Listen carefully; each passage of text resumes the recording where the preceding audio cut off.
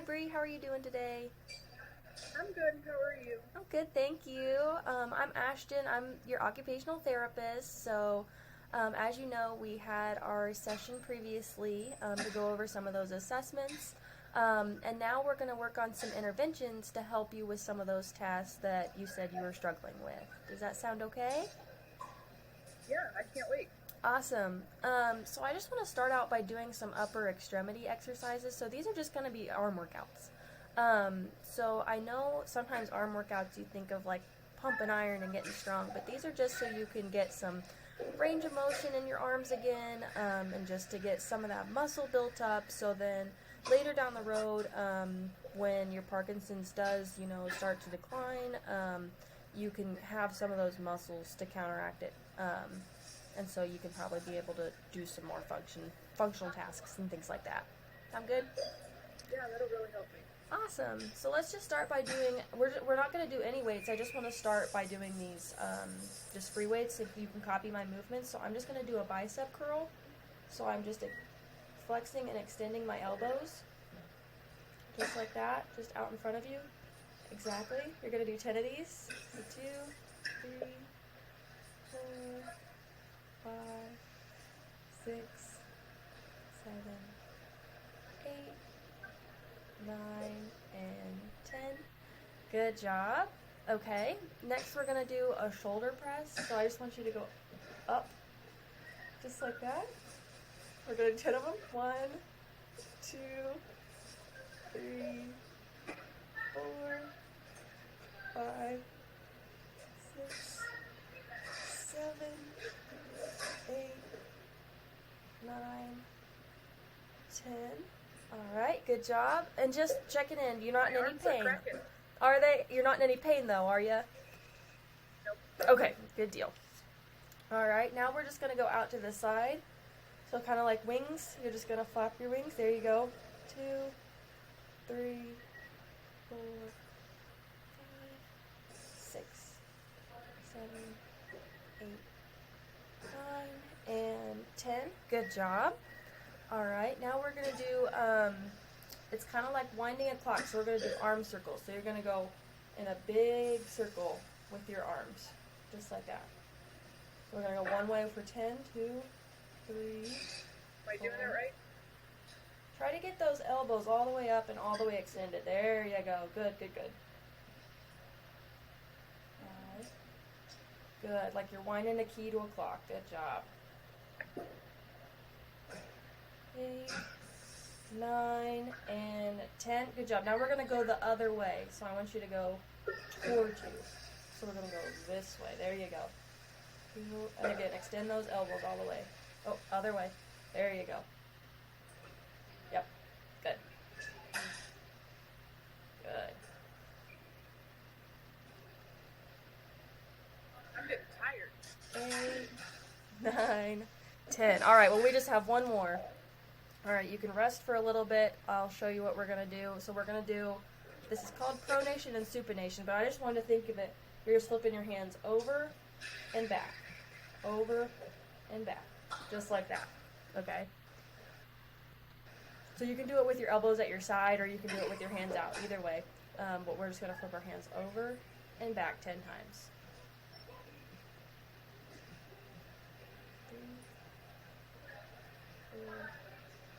What's this for? So this one is for, you have some muscles in your forearms that help you turn your hands over. So this will help you like turn over some doorknobs, or it'll help you turn keys, things like that. Get those muscles nice and strong. We'll do one more. Good job. All right, so these are some exercises that you can do at home.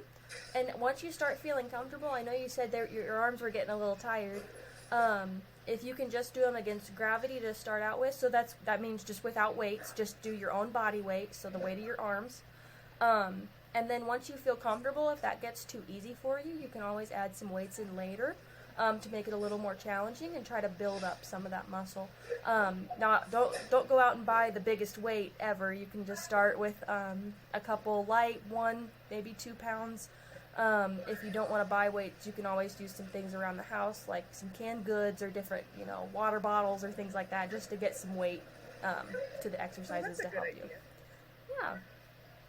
All right, so next I wanted to give you some ideas about clothing, because you said you were struggling to get clothes, and I watched you do some buttons and some jackets, and the jackets seemed kind of hard for you, and the buttons were a little difficult because they looked pretty small. So do you happen to have any like crew necks or pullovers that you have at home? Yep. Nice, perfect. So pullovers are great ways if you get cold. I know you said your classroom gets kind of cold. Maybe just keep one at school, since it doesn't have any buttons or zippers or ties. It's a nice way to keep yourself warm, and it's a nice, easy way to get dressed that doesn't require any fine motor or finger tasks like that. Another thing you can do, I don't know if you or anyone you know works with, clothing or knows some sewing techniques. This is a really simple one. I know sometimes sewing can intimidate some people, but it's a real easy one. But it's just adding some Velcro on the underside of your buttons. So instead of buttoning your shirt, you just Velcro it. So you just kind of push it down, and you can do it in a way. Let me grab a shirt. You can add the Velcro in a way so that your button still shows, but the Velcro will keep it secure. So it'll still look like your button is buttoned, but it'll just be Velcro, so it'll be easier to put on if your hands are acting up and they're shaking a lot. So if you have those tremors. So that's another way I'm an you can... excellent sewer. Oh, good. If you, I don't know how your sewing is with your Parkinson's, but if you know anybody, I know you said you work at a high school, so if you have your home ec class, you can always have them help out. You don't have to tell them what it's for. You can just have them do it. Put them to work. There you go. Absolutely. That's what they're there for, right? Another device I wanted to see if you're aware of, it's called a button hook. I don't know if you know about this, or if you've ever heard of one before, but they make these things. They're really cheap. You can find them on Amazon, or if you just do a quick Google search. I think they're about $10-15, depending on where you go. But they have a handle, and the handle has a little loop. And what you do is you take your shirt, your button-up shirt, and you thread the loop through the hole, and then you thread the loop through your button, and then you just pull the button through the loop using that tool. So it kind of helps. It has a wide handle, so it's easy to grab, but it reduces the need for your fingers to have to use all those motions. All you have to do is just do the threading instead of using your fingers for the buttoning. So if you want to keep your button shirts, and if the Velcro is not an option, you can always look into maybe getting a button hook to make that a little bit easier for you.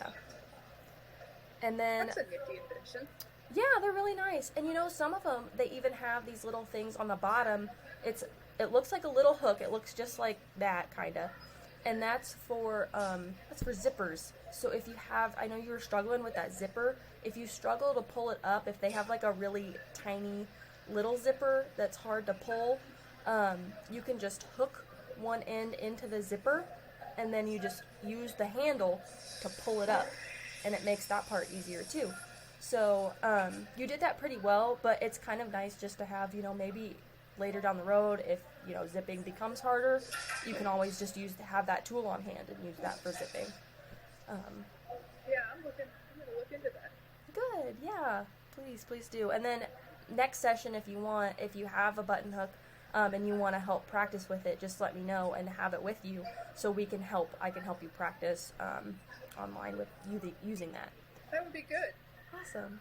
And then my final recommendation, I know you said you wore some tennis shoes to work. You have to have closed-toe shoes, and tennis shoes are kind of easy, especially if you do any kind of exercises or things like that. So one thing that's kind of hard for some people with Parkinson's is tying laces. Are laces hard for you to tie at all? Yeah. Yeah. I've been trying to do slip-ons or flats. Sure. Yeah, slip-ons and flats are a great idea. That definitely eliminates the use of the laces, so that's great. But I know sometimes there are instances where you might have to wear tennis shoes. And so one thing that I always tell my patients to get is a pair of elastic laces. So all it is, it's just like a big, like, tennis shoe lace, but instead of that just cotton cord, it uses elastic. So that way, when you go to put your shoe on, all you have to do is just slip your shoe in on your foot instead of having to untie the laces every time. The laces will stretch for you so you can fit your foot in the shoe.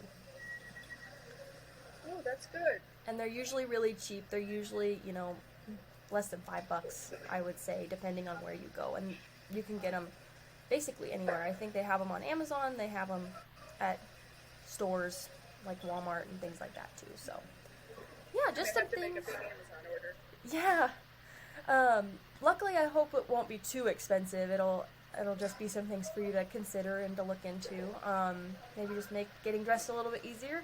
So that way you can do it by yourself if your husband's not home to help you. So, yeah. So that's all I had for you today. Do you have any questions about what we went through? Nope. All right, sounds good. Well, I'll see you back later. And let me know if you have any questions about purchasing any of those materials. Thank you, Ashton. All right, thanks, Bree. Have a good day. You too.